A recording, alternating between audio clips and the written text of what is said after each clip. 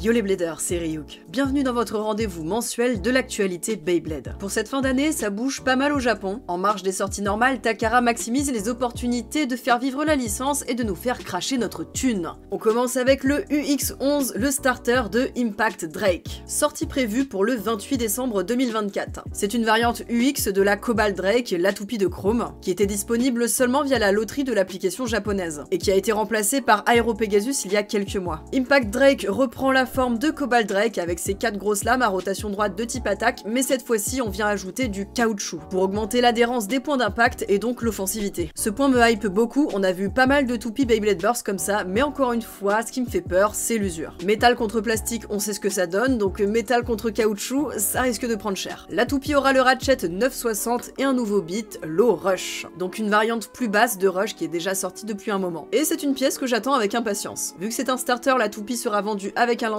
et on aura ici un lanceur à ficelle à rotation droite. En ce qui me concerne, pour ma part, c'est déjà précommandé. On a ensuite le UX12 qui sortira également le 28 décembre. Cette fois-ci, il s'agit d'un format random booster dont la toupie exclusive est une nouvelle, Ghost Circle. Ghost est décrite comme une toupie de type endurance avec un faible diamètre. Le ratchet, c'est un nouveau, c'est 0,80. Alors, qui dit 0, on pourrait s'imaginer vraiment un ratchet tout rond, mais ce n'est pas le cas. C'est juste que ces reliefs ne sont cette fois-ci pas sur l'extérieur, mais positionnés en dessous. Il faudra donc une toupie assez basse avec des reliefs du genre Shark Edge, je pense, pour venir l'exploser. Et le beat, il est déjà sorti et déjà connu, c'est Gearball. La composition du reste de ce random booster est plutôt sympa. Le tirage des blades est assez critiqué, car pas assez méta, mais on peut quand même noter la réédition de Phoenix Feather, qui était pour le moment sortie uniquement en édition limitée. Et surtout, le tirage des ratchets et des beats est plus que correct. On peut obtenir 2 autres versions supplémentaires de 0,80, et l'on a beaucoup de beats récents et peu édités comme Disc Ball, Dot, Elevate et Cyclone. Perso, ce sera le full set directement. Ça, c'était pour les sorties classiques. Maintenant, le reste. Tout d'abord, j'en avais parlé dans un post communauté, mais vous l'avez sûrement déjà vu ailleurs, Takara avait commencé à teaser une version alternative de Cobalt Drake.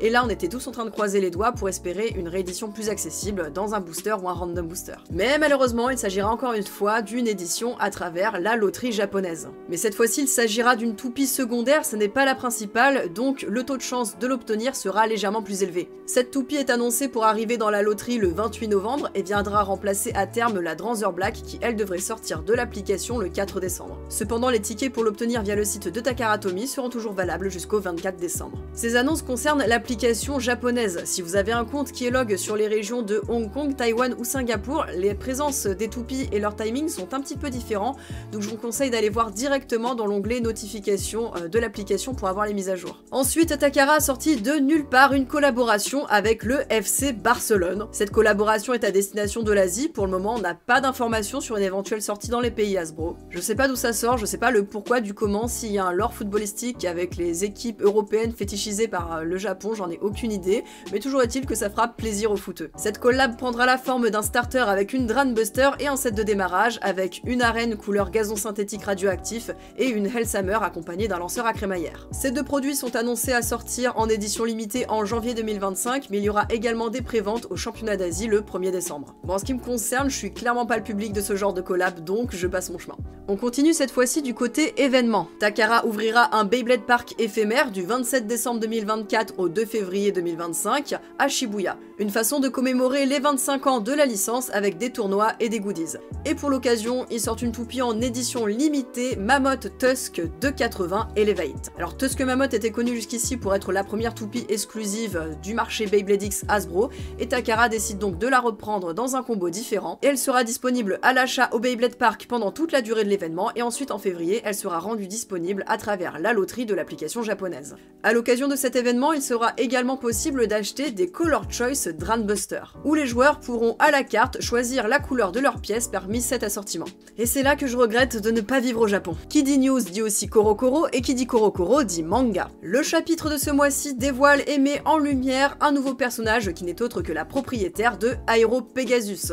J'en dis pas plus pour éviter les spoils. Entre temps, le jeu vidéo Beyblade Zone est sorti. Vous pouvez le commander directement sur Amazon Japan et je vous mets dans le coin de l'écran une petite vidéo de de review de Takara pour vous donner un ordre d'idée un petit peu, un premier aperçu du gameplay. Côté français, sinon, pas grand chose à ajouter. La vague 2 des produits Beyblade X Hasbro commence à se démocratiser un petit peu plus dans les magasins, mais toujours pas de nouvelles de la vague 3, si ce n'est qu'elle est, on va dire, débloquable dans l'application Hasbro Beyblade X. Si jamais vous êtes en train de bader du manque d'events en France par rapport au Japon, sachez que Sun After the Rain organise des tournois chaque mois sur Paris et depuis quelques temps sur Marseille. Je vous laisse le lien vers leur Discord dans la description de la vidéo si ça vous intéresse. En attendant ici, on continue de vivre au timing japonais. Abonnez-vous à la chaîne pour ne pas rater les prochaines sorties de Toupie. C'était Ryuk et je vous dis à la prochaine.